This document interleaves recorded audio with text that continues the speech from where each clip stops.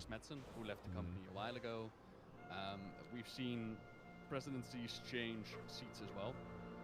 We've of course had the controversy, as people call it, over the Blizzard, where a whole bunch of people were kicked out as well. So over the years, yeah, 100% that the writing team, that the creative directive team has changed for the story of Warcraft, 100%.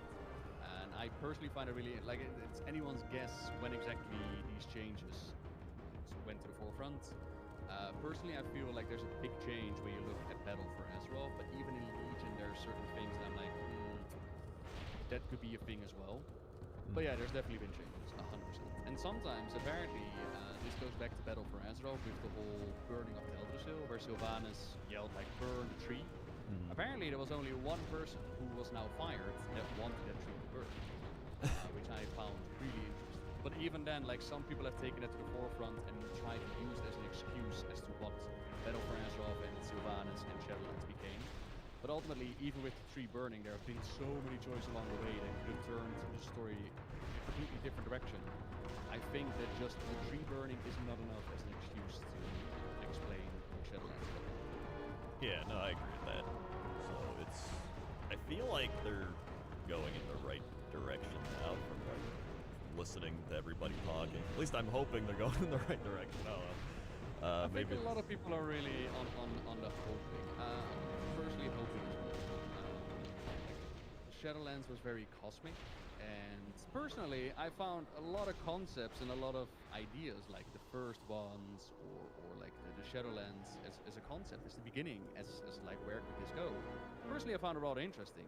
It's just that the execution and the delivery and the road that the story took. I personally, I don't hate where Shadowlands ends. I just don't think that the story brought us there.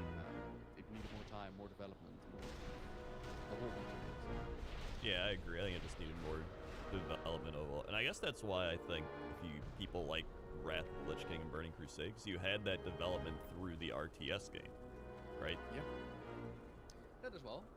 Like the RTS had a whole bunch of build-up. But at the same time, like, it's not impossible to build up a character in World of Warcraft. Take Garrosh Hellscream, for example. Garrosh is a well-known character that start to finish is built up in Burning Crusade and ended in, well, now we know the Shadowlands, but you can build up characters and storylines in World of Warcraft itself. You don't have to rely on Warcraft 3. But there's definitely the callback to what the RTS used to be. The storylines that build up, like Wrath of the Lich King is just... The way that I see it is that Classic was kind of like, remember Warcraft 3, now you can see it in 3D and you can play through it. Burning Crusade was very much like, remember those that left on Outlands, now you can go there as well. And now Wrath of the Lich King is very much like, remember the Frozen Throne, remember how we left that story open? And then you go into the Cataclysm, and then it's like, hey, where's the Warcraft related stuff? And then they had to fly on their own wings. And sometimes they nailed it, and sometimes it needed more. Yeah, no, I agree with that.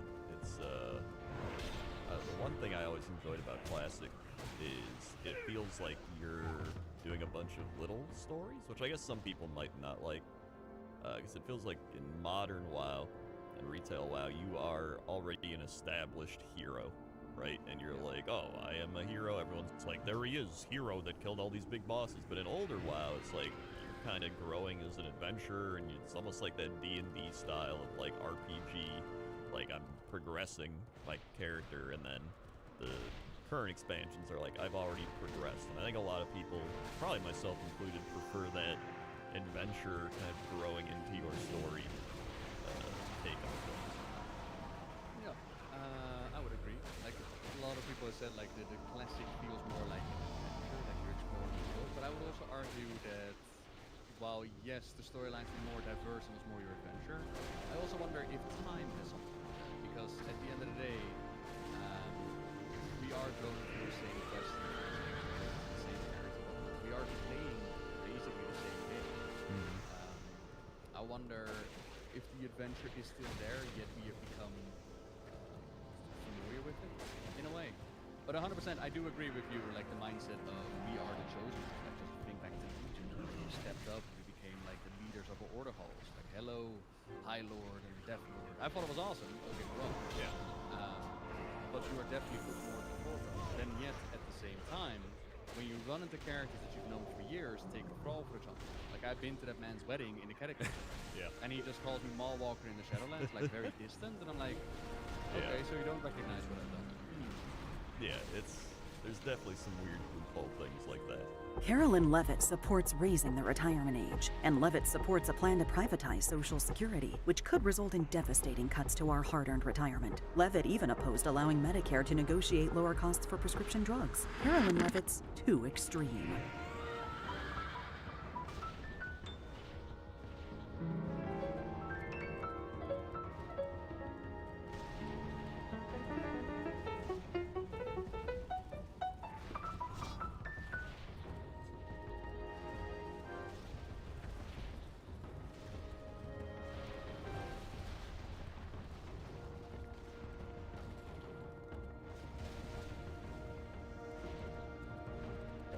Like, dude, Thrall, come on, man.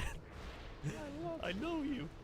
You saved your life like 5 times. What do you mean, Mallwalker? He's got amnesia. Who knows? Yeah, right.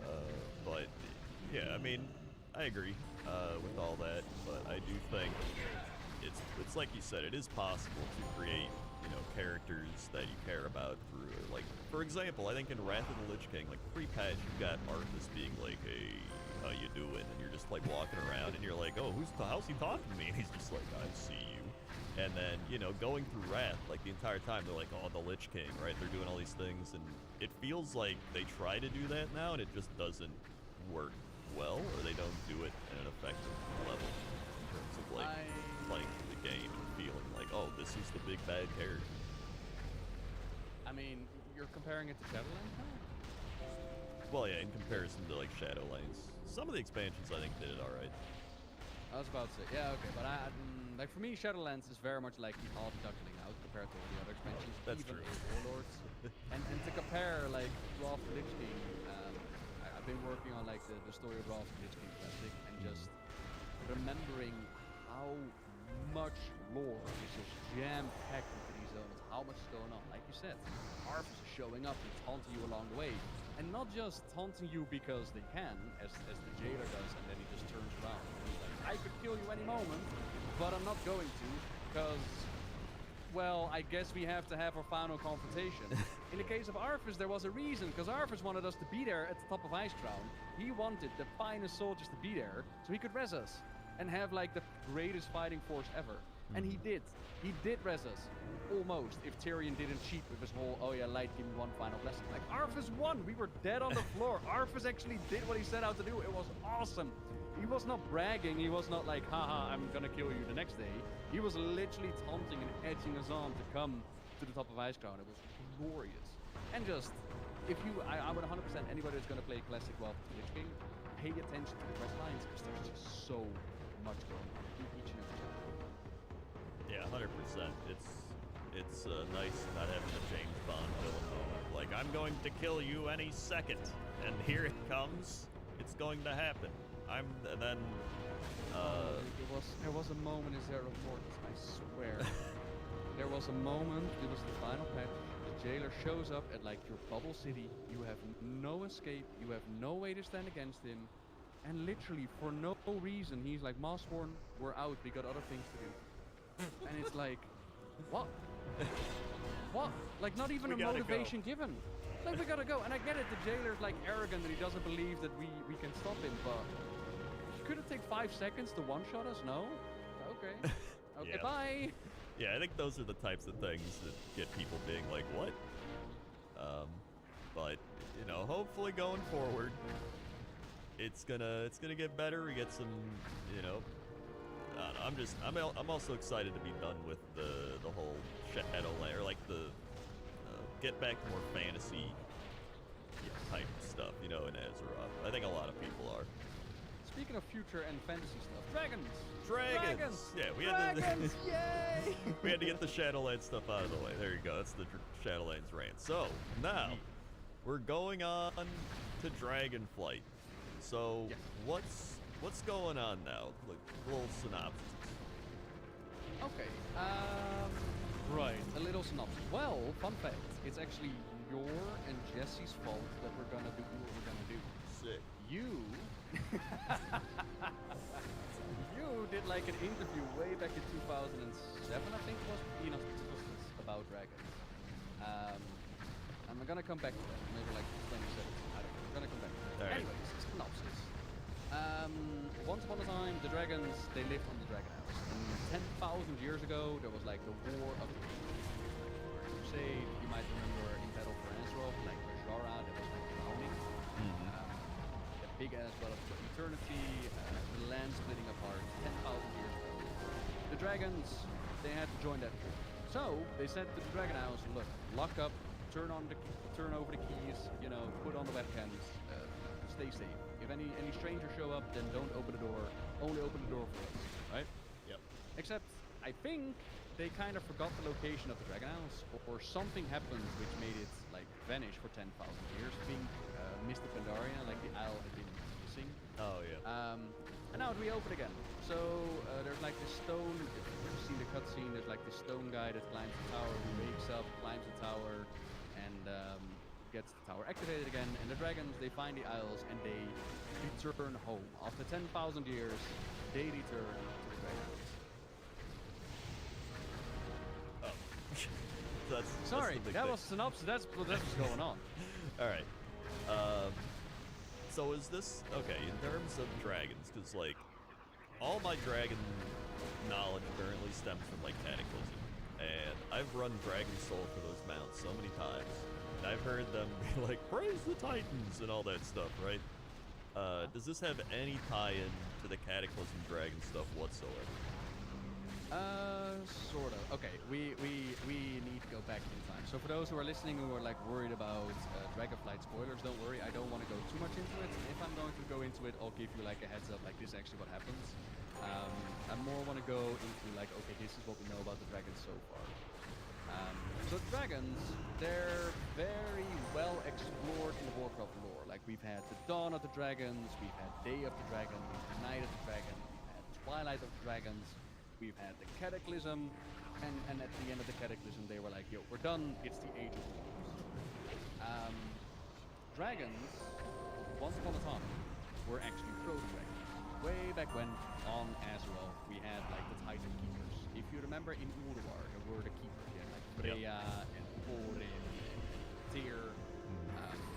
And Tyr was dealing with a threat called Galagrond. The bones of Galagrond are actually in Dragonflight. The Lich King is trying to resurrect him. Galagrond was this massive proto-dragon that for some reason had evolved and mutated and started to eat his own kind. It became such a threat that Keeper Tyr woke up and he was like,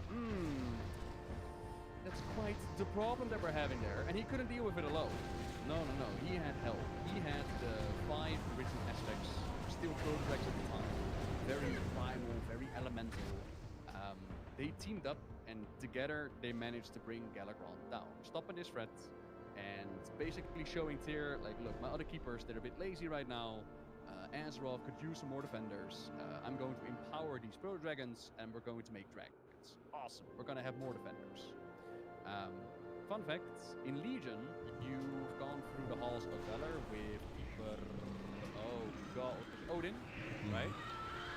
Odin actually took a wing from Ulduar up into the sky because he was pissed that they made the dragons. And he was like, we don't need no dragons, we just need my Valajar and it will be great. And the other keepers were like, oh no, we want dragons. And he was like, no, the Titans left me behind in charge, I get to make the rules. And they were like, nah, we're gonna make dragons. And he was like, if you do that, I'm gonna take Ulduar. And he's like, okay, go do that. So that's how the Hells of Valor were created. And the dragons were empowered. So we had Deathwing, who was still called Nelfarian. He was going to be Black Dragonflight. Alexstrasza, the Red, she was going to be the queen of the dragons and lead the Red Dragonflight. Her domain was life, whereas Deathwing had Earth. Malygos the Blue, who you killed during Wrath of the Lich King, he was going to be the aspect of magic. There was Ysera, who was going to be the green Dragonflight aspect. Her domain was going to be Emerald Green. She died in Legion, and we played with her in the Shadowlands, like she's connected to Ardenweald. And then Nosdormu, the Bronze. He was going to be the master over time, and he would lead the Bronze Dragonflight. Great Unity, 5 dragon aspects, 5 Dragonflights next to the aspects, because, you know, inbreeding was not a thing. They also empowered a whole bunch of the Proto-Dragons. And all of those became dragons. They had like their flights, and they had their domains, they had Warver's temple as like their symbol of their unity in Dragonflight. They had the Dragon Isles, all fantastic stuff. But not all of the proto-dragons evolved, and you have more elemental things, and well, the dragons, they did their thing, and they started defending the world. That is Dawn of the Aspects. That is the beginning. And as cool as the ideas were to have dragons protect the world, not everything worked out as well. So our friend, definitely Nelfarion, he was the aspect of Earth. And in the Earth of Azeroth were the old gods, who were already whispering to him. And already slowly but surely were like, Nelfarion, we made Alexstrasza the queen, but what if you were the queen? What if you could have her as your consort, and Ysera as your consort? What if you could rule the world? What if you could be the man? And he was like, yeah, what if I could be the man? Like, yeah, you are Deathwing. Well, actually, Nelfarion, but you could rule the world. And he's like, yeah, I could rule the world. Yeah. And all of that will betray you is like whispers of the old gods constantly going at him. So, he was slowly but surely driven mad. And he was, you know, going to betray his fellow aspects. We go back to that War of the Ancients, that 10,000 years ago. They were fighting against the Burning Legion. Big-ass invasion of the Burning Legion. Archimonde made his way to Azeroth, a whole bunch of demons, the Night Elves were doing their thing, the Wild Gods were trying to protect the world. It was a mess. And the dragons were like, we're gonna help out. And Nelfarion was like, hey, I got an idea. What if we take like this really cool disc that I got, and we empower it with our powers. And we'll call it the Dragon Sword. And with it, with our powers combined, we can use it against the Legion. You can actually see this moment. Again, it's interesting enough, a lot of Wrath Lich King stuff now that I think about it. Inside of Yogg-Saron, one of the visions is actually this moment where they create the Dragon Sword. Fun side effect. That's cool. So they made the soul, and they didn't know that Nelfarion, he was like, I'm not going to give up a portion of my power. So he was the only one still fully powered, and he turned against the rest of them. Malagos, the blue dragon aspect, who was his bestest buddy, like they could have been brothers. He was like, yo, Nelfarion, what the hell? We were like gonna defeat the demons, and now you're turning against us. What the heck? We should stop this. So Nelfarion nearly wiped out the entire blue dragon flight, which caused Sindragosa to fly all the way to Icecrown and die there, and to then be resurrected by Arthas. And Malagos to turn mad because like, he was betrayed by his best friend. Now, unfortunately for our Nelfarion, using the power of the Dragon Soul, or the Demon Soul as it became known, it also had its effect on him, and he would like split apart. Like magma and fire would come out, like his madness would come to the surface. So he had to pull himself down with some plates. And from that moment on, they would call him Death. His madness would also spread throughout the entire Black Dragonflight. So ultimately, they managed to get like the Dragon Soul away from him. They pushed him back. The War of the Ancients was won. Azeroth did not die, and the Black Dragonflight was nearly hunted to extinction. But of course, they did not stop the threat of Deathwing. So we're gonna fast forward a little bit, to, like 10,000 years, more present. All right, just a little bit. Just a little bit, more present day. In essence, that moment where Deathwing betrayed the other aspects is a critical moment for the entire flight. Basically, the old gods trying to corrupt things, basically what caused the major threats among Dragonflight. So that Demon Soul would later be used by the orcs in order to enslave Alexstrasza and her Dragonflight. And that's how the orcs got like the dragons to fly on in their war against the Alliance. The Green Dragonflight would have to deal with the Emerald Nightmare, which is a corruption from Yogg-Saron, the old god. So that was their major threat. The Bronze Dragonflight is dealing with like timeline corruption and Moruzand, and Moruzand is a future Nosdormu corrupted by the old gods. So he is dealing with the old gods. Well, of course, the Black Dragonflight is like the old god corruption. And then the Blue Dragonflight, Malagos and Wrath the Lich King was like, he got his sanity back, and he was like, oh no, the mortals, they're all stealing my magic and they're misusing it, and they're not allowed to play with my magic anymore. So he drew it all into the Nexus, to which we and Alexstrasza, we were like, yo, should you not? And he was like, nah, this is my magic now. So we went in and we killed Malagos, also involved with Lich King. And then Caligos became the new aspect. So that's so far kind of in a nutshell the history of the dragons, and then we go into the Cataclysm, where once again our boy Deathwing. I'm not rambling too much. I hope this is still followable. No, you're good. I'm good. Okay.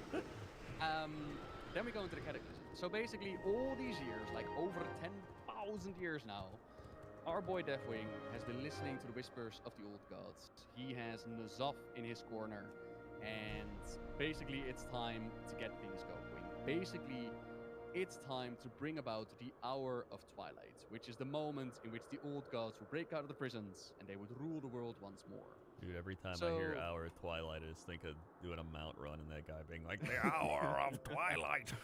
Like, oh my god.